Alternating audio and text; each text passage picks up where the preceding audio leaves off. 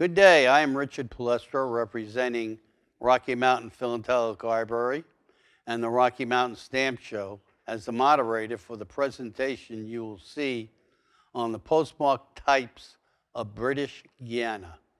Our presenter is Will Mahoney.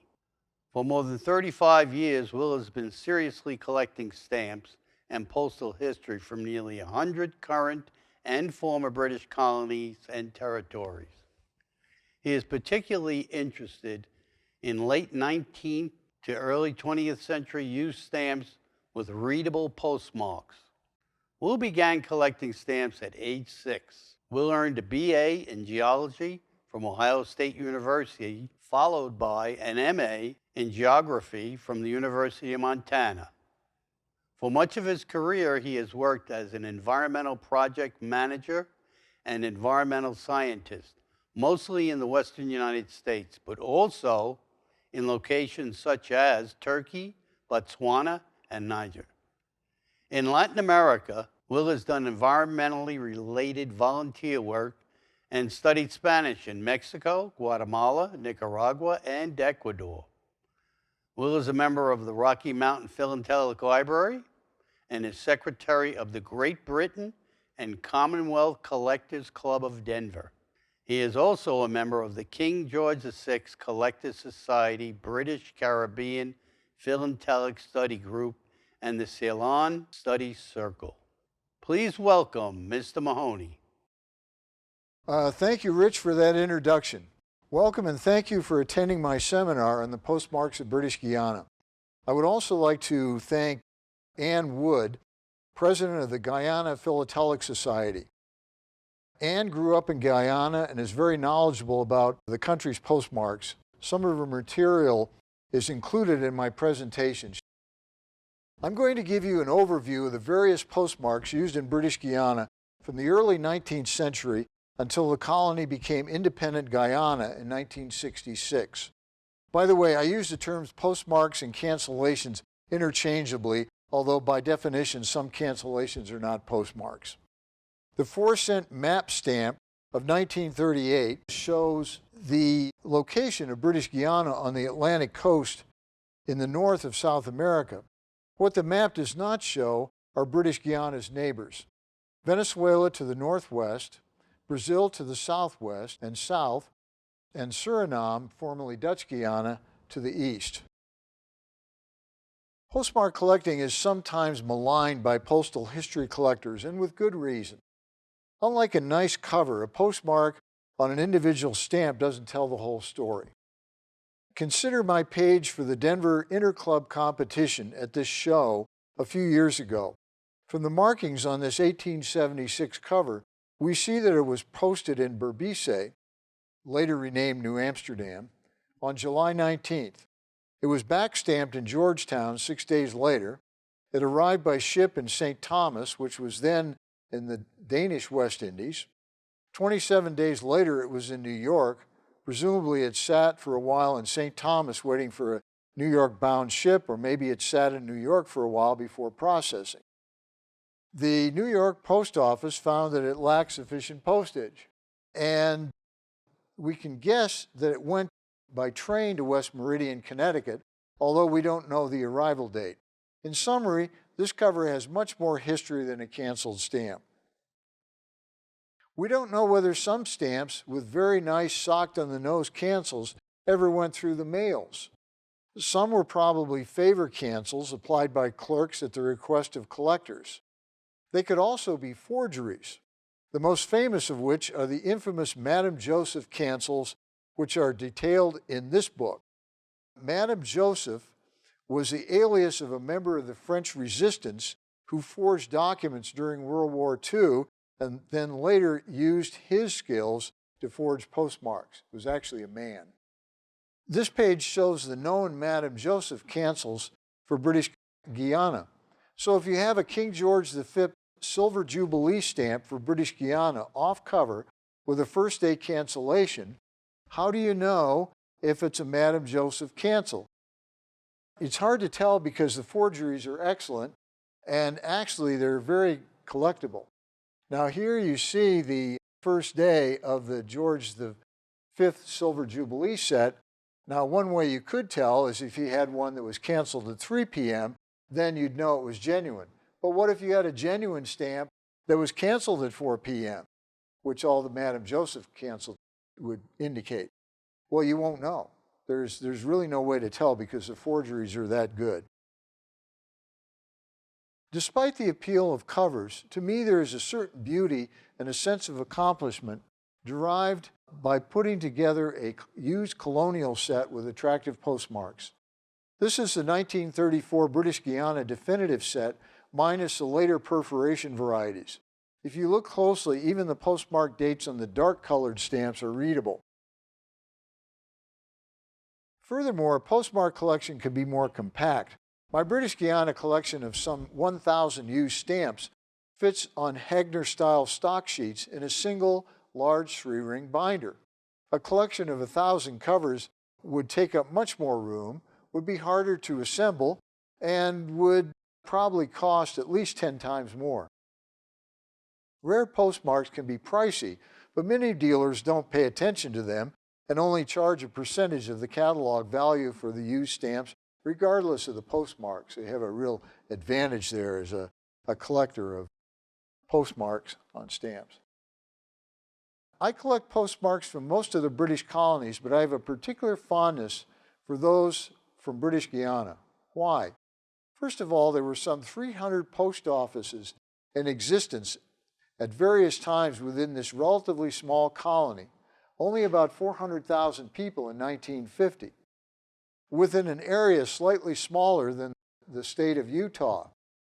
Included were a number of traveling post offices, both river and rail. There are interesting names such as Good Success, that's the name of a post office, and Dutch names such as Better Wagting. By the way, the Dutch were the first Europeans to occupy what later became British Guiana. There were many small offices in remote places. Some were in existence for only a short time, and unlike some colonies, the British Guiana postal clerks tended to apply postmarks relatively neatly. Compared to many colonies, there is a wealth of material available from British Guiana. There seems to have been considerable correspondence. I think this was due to the presence of a large literate Asian Indian population, 43.5% of the colony's total population in 1946. For the collector of British Guiana postal history or postmarks, this 1970 publication by Townsend and Howe is the Bible. I found it very thorough and accurate. Its indices make it relatively easy to use. Unfortunately, it is out of print and quite rare. I borrowed a copy from the APS library several years ago and photocopied some of the sections. This book is from the British Colonial Postal History series published by Ted Proud. It is also very useful, but more prone to errors. I admire Proud's efforts, but feel he tried to do too much in the 20-some-year period during which these books came out. And there's a book on the postal history of every colony in the British Empire. Some of them are combined. Several colonies, like the Leeward Islands, are in one volume, but still, it's quite an effort. Another very useful book covers only the postmarks from the King George VI era, roughly 1937 to 1954. However, many of the postmarks included by the author, David Horry, were in use before 1937 and continued to be used into the Queen Elizabeth II period. So, a very useful book for postmarks of British Guiana, but not for the real early ones. Now, here's a specialized reference from the British West Indies Study Circle, which explains and illustrates the system of coded postmarks used from about 1860 until after 1900. I'll say more about these postmarks in a few minutes. Following is an overview of the hundreds of postmarks that were used in British Guiana. Next to the scans of my stamps, I've included a scan of that postmark from Proud's book or one of the others. So this postmark is this one right here, and this one is this one, etc. But first, a few earlies from Georgetown, the capital city. Georgetown was previously called Demerara, which you see on this old pre-adhesive postmark. Because Demerara lies at the mouth of the Demerara River on the Atlantic coast, I don't have a stampless cover with this Demerara cancel. The A03 was very common. It was a very common obliterator used in Georgetown. On the bottom right is an early Georgetown double ring cancel. Here are two examples of date stamps from the 1860s with codes for the towns. Top left, BG is for British Guiana. EC is for the East Coast area. The 7 is for Mahoney, the 7th town on the East Coast list. The W in the bottom right stamp stands for Wakanam, the first post office located on Wakanam Island, another Dutch name. New Amsterdam was the second largest city in British Guiana. It is located southeast of Georgetown on the Berbice River near the Atlantic Ocean. Here is the A4 obliterator, which was used there in the 19th century. At the bottom left is a rare example of an early type of single ring circular date stamp from Brom, which either doesn't exist anymore or it's changed its name because I couldn't even find it in any of the references. It's quite unusual, and this is one that I got from Ann Wood. A few towns had squared circle postmarks introduced in the 1880s. Here are examples from Georgetown and New Amsterdam. They're the only circle postmarks I know of from British Guiana. A number of towns used double ring cancels starting in the 1880s. Anna Regina is an Atlantic coastal town northwest of Georgetown. Fort Wellington is also on the coast, southeast of Georgetown. There were quite a few types of single ring cancels which date from the late 1880s. This type had the date on 3 separate lines. Leonora is a coastal village 25 kilometers west of Georgetown. Here are 2 examples of smaller single ring cancels with different layouts from the late 19th, early 20th centuries. Arakaca, down here, is a remote village in the interior, not far from the Venezuelan border and close to the site of Jonestown, where the infamous mass suicide took place in 1978. 2 examples of large single ring cancels which include the hour. These are probably philatelic cancels. The right stamp is the high value of the set. I was delighted to acquire these a few years ago from a man in Key West, Florida, who was breaking up his collection. Ann Wood from the Guyana Philatelic Society said, "Oh, those are forgeries." Maybe they are, but at least they're not Madame Joseph forgeries. They could be somebody else's, but she just thought they were suspicious. Starting in the early 20th century, a number of double ring cancellers were introduced which had dividing bars between the place name and BR or British Guiana. Some had a line with the hour.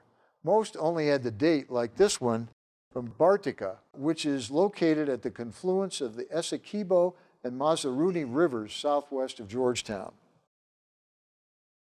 Single ring cancels with an asterisk between the place name and the date were used as early as the 1920s and became the most common postmark by the 1940s. Aurora is a remote village on the Cuyuni River in the western part of the country. Bagotville is located on the west bank of the Demerara River just southwest of Georgetown. So Bagotville, that's a French origin. Skeleton cancels were first introduced in the 1940s, mostly in villages and small towns. I suppose they were called skeleton because of their skinny letters and rather basic homemade appearance. They were intended for temporary usage, but some were used for many years. The Carmichael Street Post Office is located in Georgetown. Lethem is located on the Brazilian border in the southwestern part of the country.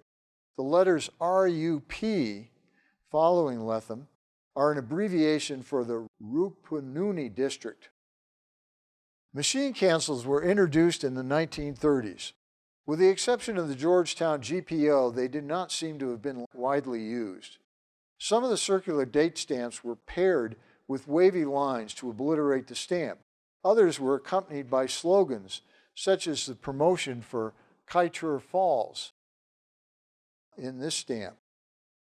We can only guess at the slogan which would have accompanied the machine cancel on the ICY stamp on the bottom right.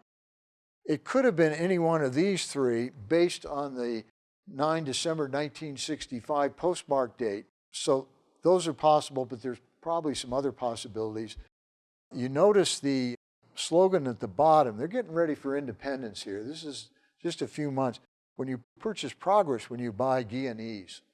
So they're starting to get people into the mindset of pride in Guyana. Airmail service was introduced in the 1930s. Very few of the colonies had stamps labeled Airmail. Here are two examples of Airmail cancellations applied in Georgetown to mail that was to go by air. Registration postmarks without a town name were from Georgetown. Initially, they were single ring cancels with asterisks, such as the top left example. Later, oval registration cancels were used, which was typical for many of the British colonies.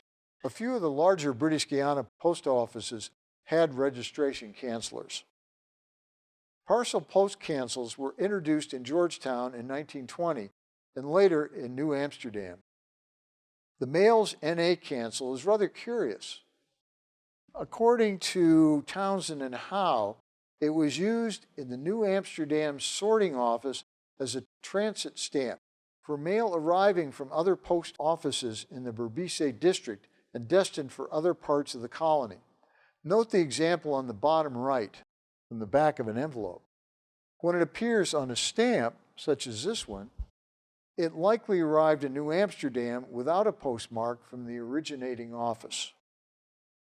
The superintendent at the Georgetown sorting office used a date stamp on the left on letters which he had inspected. Occasionally it was used to cancel stamps. The date stamp on the right was used by stamp vendors at the GPO for postal orders, money orders, and unregistered letters after 1954. So in other words, if you went up and bought a stamp at the counter from one of the vendors, they would use the vendor date stamps on those registered letters. Foreign section postmarks were used for a short time by that section of the Georgetown GPO. They were apparently for non-airmail items headed for international destinations, such as this first day cover for the George VI coronation. British Guiana had an extensive network of traveling post offices. Here is a diagrammatic representation, not to scale, showing the rail lines along the coast and many river routes into the interior. The colony had few roads through the densely forested interior, and riverboats provided the only practical transport prior to widespread use of airstrips in the 1950s. Here's a sampling of the many TPO cancels found on the 4-cent map stamp per 13 by 14 used in the early 1950s. I was fortunate to find these and many other nice cancels about 20 years ago when I went through a large quantity of British Guiana bundleware offered by a Denver dealer. So here is some more of these traveling post offices.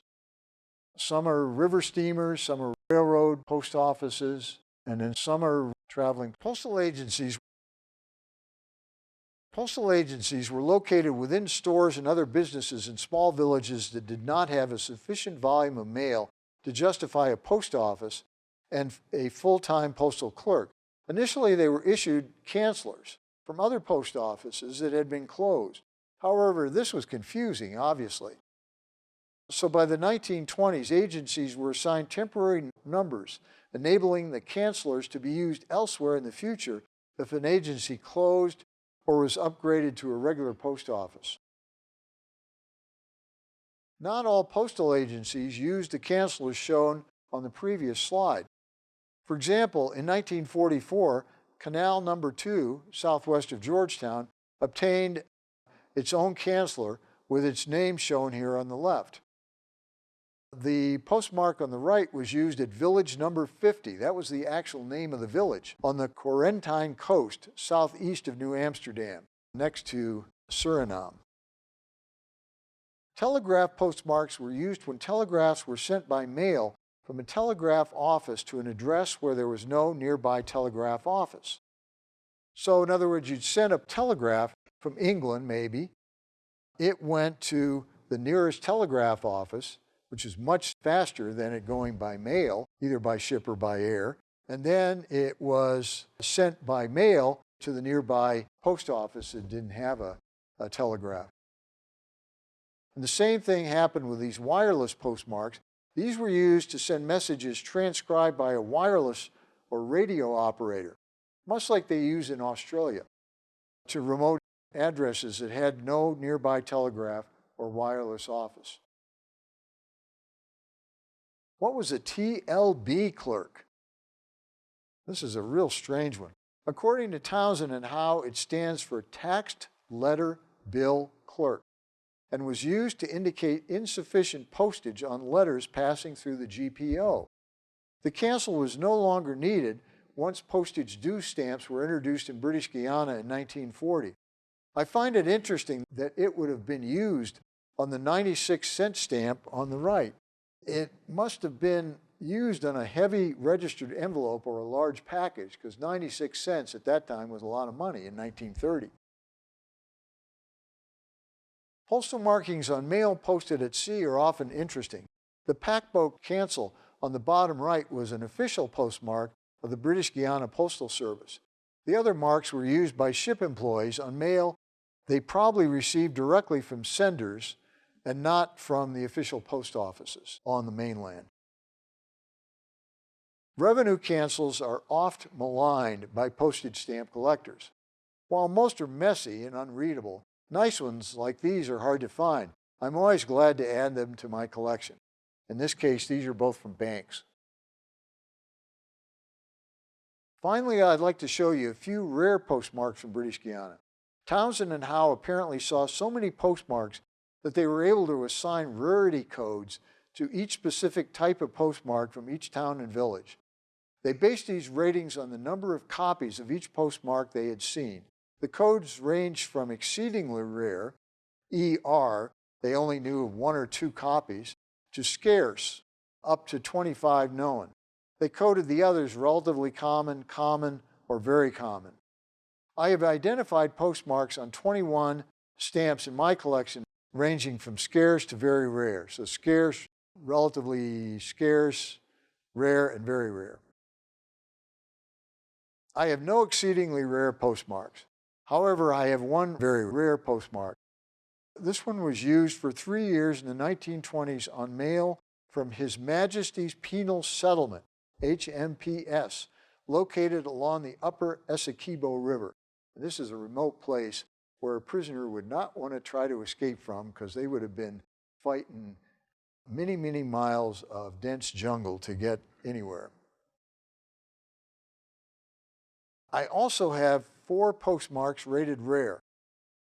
First of all, Peruni was used at a landing pier on the remote Peruni River.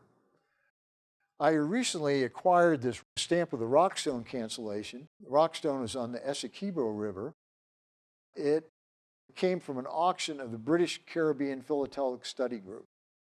The bottom 2 are examples of postmarks that were transferred from one named location to another.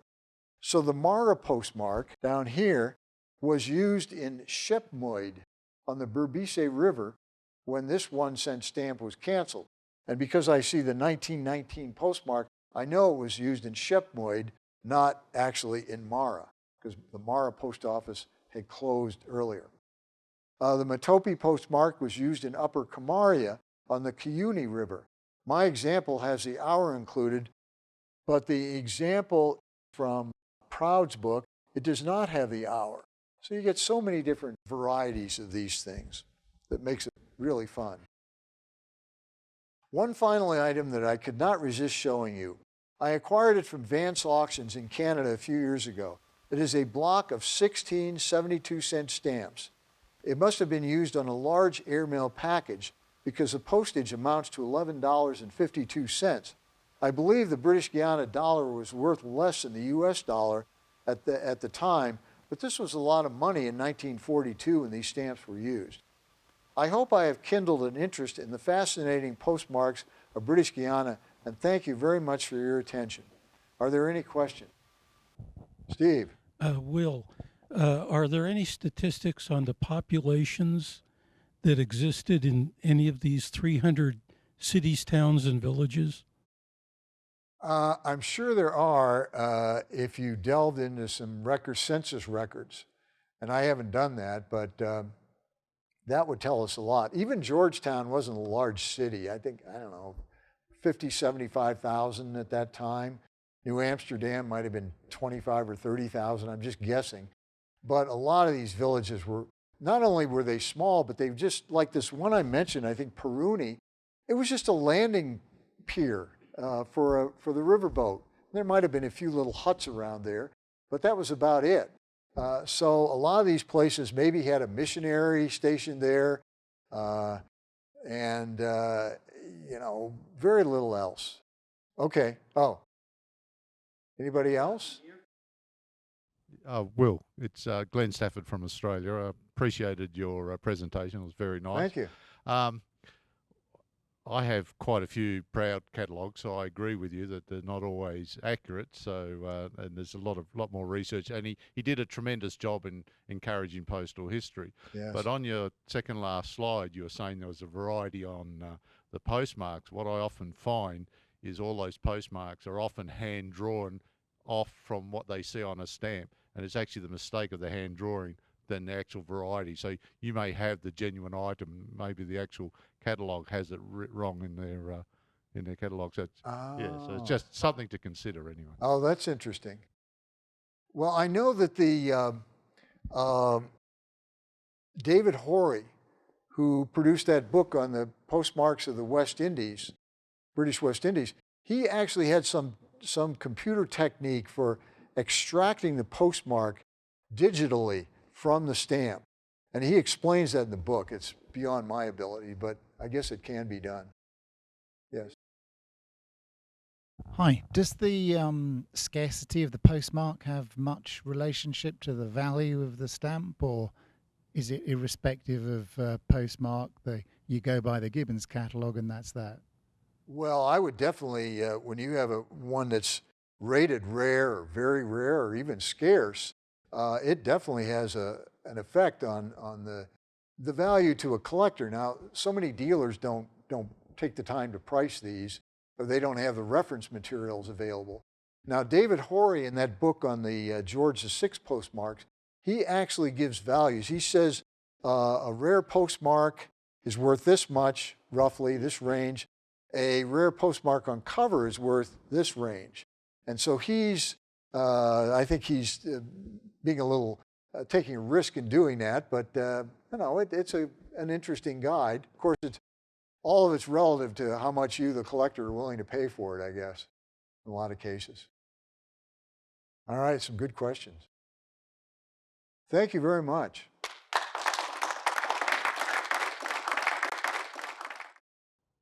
I would like to thank Will Mahoney for sharing with us his expertise in the many facets of postmark types that were used in British Guiana. We invite you to contact him via his email address for further information about postmarks of British colonies and territories.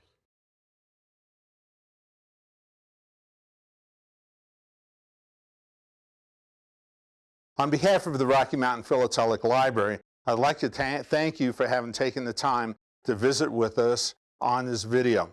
You'll find that this is one of a number of videos that we've produced over the years in the effort to provide educational services to the stamp collecting public. The Rocky Mountain Philatelic Library is located in Denver, Colorado at 2038 South Pontiac Way. Our hours are 10 to 4, 5 days a week, with 1 day of extended hours. The library offers collectors of every kind and to the general public a host of materials that are related to stamp collecting and world history. There are over 60,000 journals contained in 800 specific journals. We have a map room, we have special collections devoted to individual countries, and we have special libraries that are devoted to individual countries. For further information about the Rocky Mountain Philatelic Library, we invite you to visit the library or visit us online at our website,